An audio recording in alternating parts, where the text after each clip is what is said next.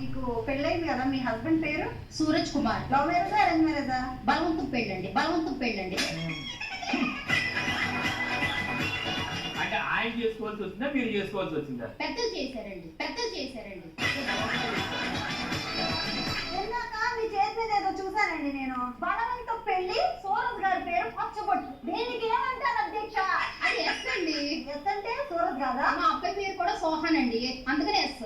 మీరు ఇంట్లోనే డబ్బులు దాచుకుంటుంటారు కదా, మీ అబ్బాయికి కానీ మీ వారికి కానీ కనిపించకుండా ఎక్కడెక్కడ దాస్తారు? అది ఇప్పుడు చెప్పకూడదు కదండి, వాళ్ళకి తెలిసిపోద్దుగా టీవీలో చూస్తాయి.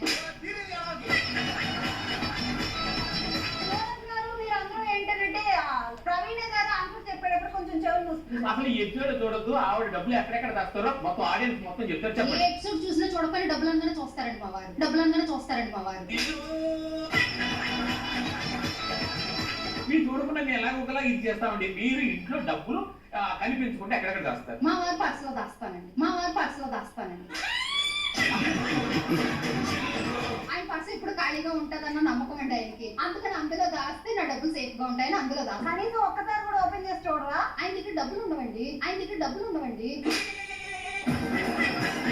మొత్తం మెయింటెనెన్స్ అంతా మేడందే అన్నమాట. కాదండి, అంతా ఏటీఎం కార్డు అండి. అంతే ATM కార్డు.